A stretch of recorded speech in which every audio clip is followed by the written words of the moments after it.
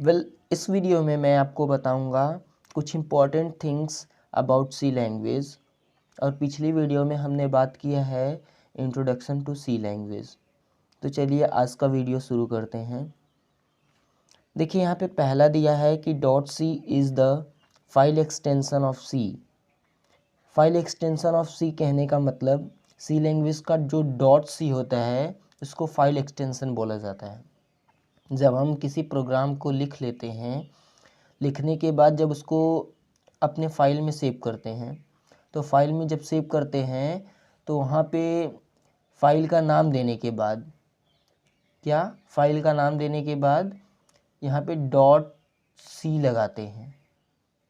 बात समझ में आया?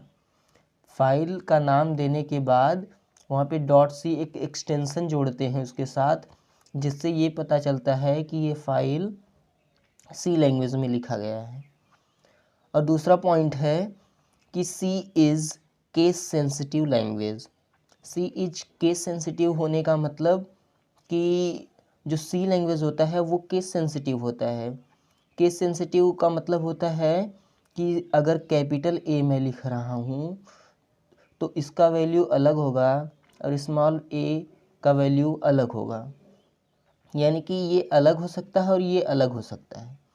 और इसमें जो भी कीवर्ड्स लिखे गए होते हैं सी लैंग्वेज में वो लोअर केस में लिखे जाते हैं। और तीसरे पॉइंट पे आते हैं, सी सपोर्ट्स 32 कीवर्ड्स। सी लैंग्वेज 32 कीवर्ड्स को सपोर्ट करता है। वो 32 कीवर्ड्स मैं आपको दिखाऊंगा कुछ समय बाद, लेकिन पहले समझ लेते हैं कि कीवर्ड्स क्या होता है। कीवर्ड्स की बात आई है तो कीवर्ड्स क्या होता है इसको समझ लेते हैं। Keyword is a reserved word. Keyword एक रिजर्व्ड वर्ड होता है। रिजर्व्ड वर्ड होने का मतलब कि बचा हुआ, या फिर कह सकते हैं कि कुछ अलग वर्ड्स होते हैं। बात समझ में आ रहा है ना? जो सी लैंग्वेज में रखे गए हैं, यानी कि उनको कीवर्ड्स ही नाम दिया गया है। उनको पर्टिकुलर मतलब दूसरे यूज़ में हम लोग नहीं लाएंगे, उसको केवल कीवर्ड्स बोलते हैं ना। कीवर्ड्स में हम लोग के डेटा टाइप भी होते हैं। और दूसरा क्या है कि you can not use it as a variable name. यानी जो कीवर्ड्स होते हैं इनको हम एज अ वेरिएबल नहीं यूज़ कर सकते हैं। अब वेरिएबल क्या होता है मैं आने वाले वीडियोस में बताऊंगा। तीसरा पॉइंट देखते हैं, list of 32 keyword is displayed on the screen. मैं आपको 32 कीवर्ड्स को अभी दिखाऊंगा। पहले देख लेते हैं कि एक लास्ट पॉइंट है, keywords start with small letters. जी हाँ दोस्तों, जो 32 कीवर्ड्स हैं इनको लोअर केस में ही लिखा जाता है, इसमें यानी कि स्मॉल लेटर में। पहला देखिए यहाँ पे मैं पढ़ देता हूँ ताकि आपको क्लियर हो जाए। देखो यहाँ पे ऑटो, ब्रेक, कैश, कैर, ये सब जो मैं जितना पढ़ने जा रहा हूँ ना, ये सब कीवर्ड्स हैं सी लैंग्वेज के।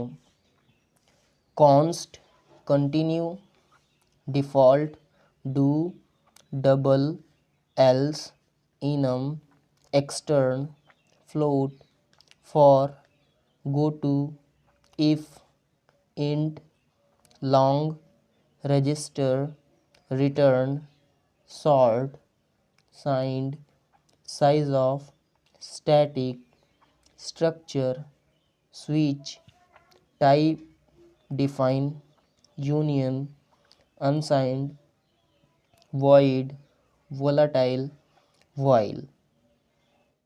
और अब हम बताएंगे कि आपको आईडीई क्या होता है। आईडीई बोले तो इंटीग्रेटेड डेवलपमेंट इन्वायरमेंट क्या होता है सी लैंग्वेज के लिए।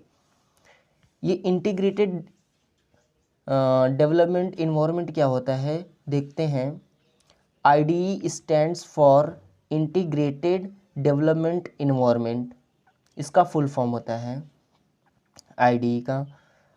और आईडीई क्या होता है यहाँ पे थोड़ा सा देखते हैं। और IDE is a software application that provides comprehensive facilities to computer programmers। यानी कि IDE एक सॉफ्टवेयर होता है। IDE कुछ नहीं होता है बल्कि एक सॉफ्टवेयर होता है जिसमें ढेर सारी फैसिलिटीज़ अवेलेबल होती हैं। मतलब कि जब कोई प्रोग्रामर प्रोग्राम करता है तो उसको कई सारी फैसिलिटीज़ अवेलेबल होती हैं यूज़ करने के लिए।